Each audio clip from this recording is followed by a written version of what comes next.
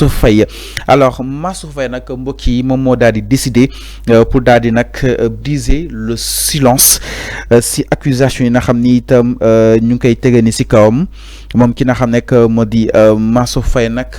si wàllu ko surfacturation yi nga xam ni itam dafa daal di liewu par rapport ak li nga xam ne moo di gestion bu Covid 19 moom ki nga xam ne moo di Mansour yore woon communautaire si wàllu wunu mel la. ba tey nag ki nga xam ne moo di Mansour nag gestion bi nga xam ni itam ñeeloon aussi wàllu ko denrées alimentaires yi du programme de résilience économique et sociale dans un communiqué moom ki nga xam ne moo di Mansour mi ngi défendre bu baax boppam jàpp na ni nag la ko dénkoon transparence ak si daal di wane amul fenn foo xam ni itam wane na fi wàllu ko luubal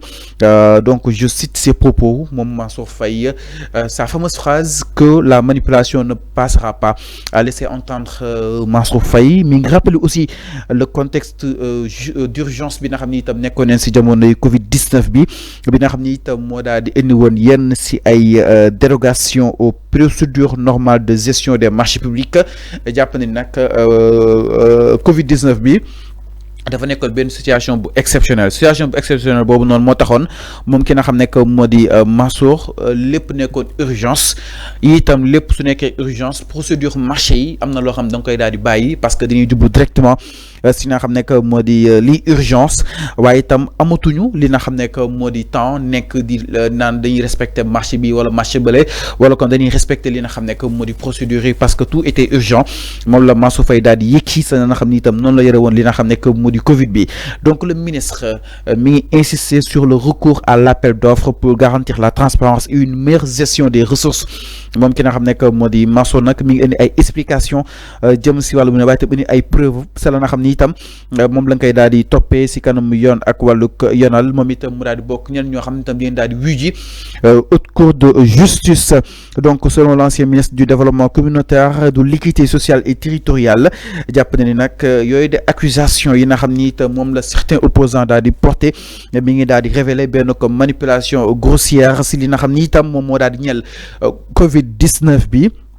donc nag moom Mansour Faye mi ngi rappelé que ni le président de la République di Macky Sall dafa jëloon benn décret de niki li nga xam ne moo di le 18 mars 2020 mu nekk décret numéro 2020 781 bi nga xam ni itam moo doon déroger au code des marchés publics doon permettre aussi au ministère concerné de passer des marchés sans appel d'offres maanaam Macky dafa jëloon benn décret boo xam ni itam taxoon na ministres yi amoon waroon passé ay marché sans pourtant ñu def li nga xam nekk moo di ay appel d'offre jàppoon na ni tout était urgent moo waroon daal di jël li nga xam nekk moo di ces mesures particulières ba tey moom ki nga xam nekk moo di Mansour Faye jàpp na ni son ministère avait choisi volontairement la voie de l'appel d'offres pour plus de transparence et de rigueur donte sax Macky Sall génnoon na benn communiqué que ni jarul ngeen respecté wàllu li nga xam ne moo di marché yeeg mën nañu ko jox ku leen neex parce que tout était urgent waaye moom dafa jëloon décision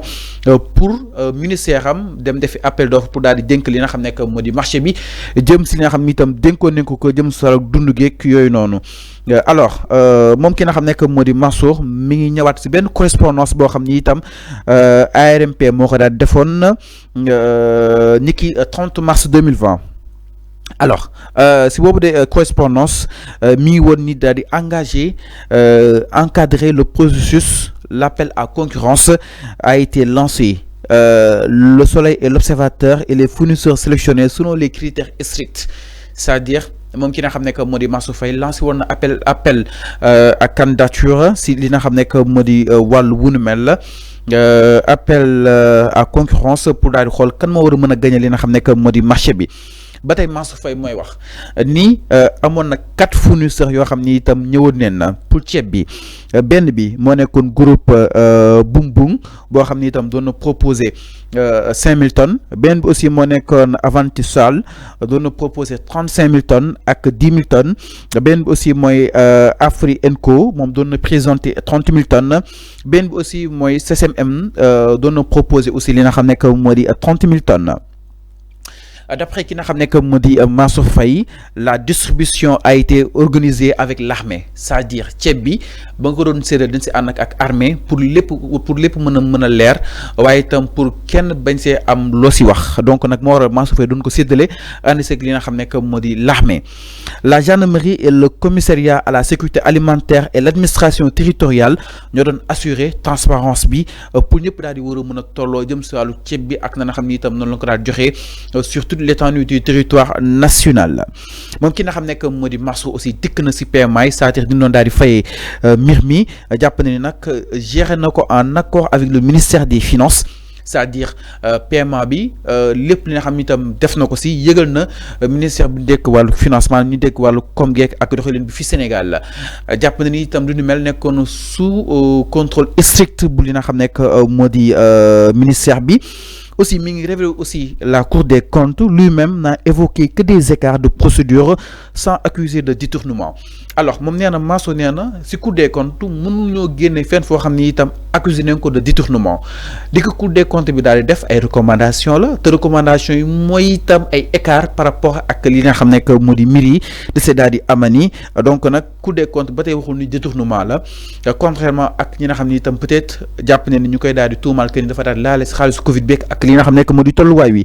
Donc Mansour Faye mi ngi dénoncé vigoureusement les allégations de surfacturation qu'il qualifie de véritable forfaiture destiné à salir une opération humanitaire d'envergure. moom la Mansour Faye daal di yëkki jàpp ni nag li nga xam ne que moo di allégation yu surfacturation yi amul la leen tax a jóg mooy daal di ñaawal li nga xam ne que moo di daram. Alors mbokk yi donc li Mansour Faye daal di yëkki dafa am lu ko waral li ko waral la ñuy daal di ñëw sa la nga xam ni itam ñu ko doon tudd jëm si li nga xam ne que moo di Covid bi. Donc pour rappeler wala kon pour vous rafraîchir justement la mémoire, l'affaire du fonds Covid-19 mu daal di refaire surface waaye itam amaat benn tournant décisif. L'ancien ministre du développement communautaire di ki nga xam ne que moo di Mansour Faye mi ngi au cœur d'une procédure de mise en accusation bi nga xam ni itam moom la loi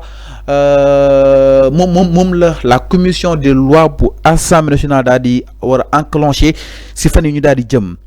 Selon Jeune Afrique, pas mal de journaux aussi daal di koy reprendre moom Mansour Faye li war a mën yéedi li nga xam ne que moo di clarification mooy da nga ko wax ni que nii dafa am benn ko décaissement suspect boo xam ni itam mi ngi toll si 399 millions de francs boo xam ni itam ñu ko doon opérer entre 2020 alors que Sénégal mi ngi woon devant la pandémie Covid-19.